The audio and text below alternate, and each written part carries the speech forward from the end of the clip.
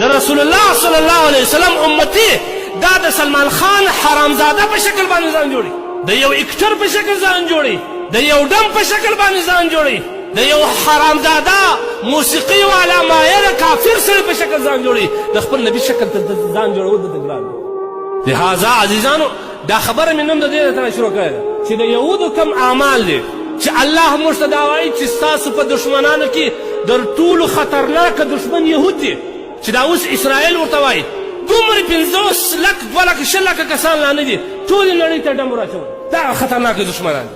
تاسو د دې د رواجو څخه، د دې د اعمالو څخه، د دې د اقوالو څخه، د دې د جامو څخه د الله رسول صلی الله علیه وسلم تاسو ځان وساتئ، کنې د دې په ډله کې به راپورته کېږي. دا د الله رسول صلی الله علیه وسلم نن زموږ مسلمانانو وګوره چې زموږ سره د سنت څومره اهمیت را سره دی، د خپل نبي مبارک سنت چې هغه ورته کښېنه په هغه شرمېږي. دا د نن زمانې ماډرن ځوانان نه دي، دا چې په سرخان کښېنه چې بسم الله وایي ورته څه بزر بزر کېږي، چې وایي پر اصل هسې آخرت ته څه بزر کېږي، په کاچوغه باندې څومره ذات تکبر کوي، چاړه ورسره یي په کاچوغه باندې پخې غوښې په چاړه راجلا کوي خوري. دا ممنوعات دي، دا په حدیث کې صراحت الفظ دی. دا زموږ مسلمانان ورونه دي، د هغې هره خبره خو زه نه کوم که نه. تاسو زموږ صحابه وګورئ، قربان در دی د ناموس، هغوی د الله د رسول صلی الله علیه وسلم سره څومره مینه درلوده. یو صحابي دی حبشي دی، دا وریښتان یې قدرتي دا سپېڅلي، کله چې د نبي علیه صلات وسلام ولدي، نبي علیه صلات وسلام په دا خپل سر کې راسته لاره ایستلې وه، دا وریښتان داسې راوښتل د چې زموږ راواخېسته ډېر ډېر داسې کې هغه پېچلي وریښتان سخت وریښتان نه سره کېده، باره یې غټه نیزه ګرمه کړه په اور باندې، په دا ځای کې داسې سیده تېر کړه. وایي نور خو مې د الله د رسول سنت پر ځای کړي دي، موږ دغه یو سنت مې لرې پیدا کړی. یا صفا لیله افسوس پر موږ باندې نن ما او تا امام ته ځو، په کوم شکل زما وریښتان عجب. نن زما ځوان کوشش دا کوي چې د شاهرخ خان په شکل باندې ځان جوړ. نن زما د معاشرې مسلمان پښتون د رسول الله صلی الله علیه وسلم امتی دا د سلمان خان حرامزاده په شکل باندې ځان جوړي، د یو اکټر په شکل ځان جوړي، د یو ډم په شکل باندې ځان جوړي، د یو حرامزاده موسیقي والا مایل کافر سره په شکل ځان جوړي، د خپل نبي شکل ته ځان جوړول د ګران دي. افسوس پر موږ باندې هغه نبي ته به د قیامت په ورځ د الله په حضور کې موږ کوم جواب وایو؟ ته زما امتي یې.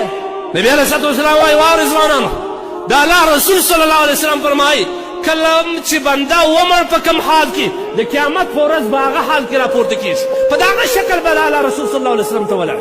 نور انبیا به وایي الله کس کې زه نبي نه وایي راستولی دنیا ته، دا هغه محمد رسول الله امتي دې جوړ کړی.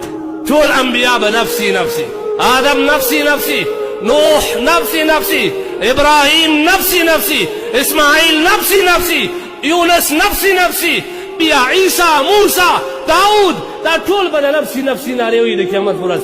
هلته به یو اواز راپورته کېږي، خلک چې ورنږدې سي هغه به د نفسي اواز وي امتي امتي، هله زما امت زما امت زما امت زما امت. نن بدبخته امت پر کوم حال روان دی؟ څومره د دغو یهودو پر نقش قدم باندې موږ روان یو، څومره د عیسایانو پر نقش قدم موږ روان یو. په هر د دې په اخترو کې د مسلمان شرکت ورسره کوي، د دې په یو رسوماتو کې مسلمان شرکت کوي، هر وخت کې مسلمان ورسره وي. زما نبي به څه وایي د قیامت په ورځ موږ ته؟ زموږ دغومره مینه ده، د خپل نبي په شکل ځان نشي جوړولی، ځان ته مسلمان ووایو، ځان ته امتي ووایو. هغه امت، هغه ما او تا چې د پلار په ملا کې مې قرار نه درلوري، د الله د رسول صلی الله علیه وسلم شپه بې قراره وه. حدیث کې د عایشه رضی الله عنها روایت دی، نبي علیه الصلات وسلام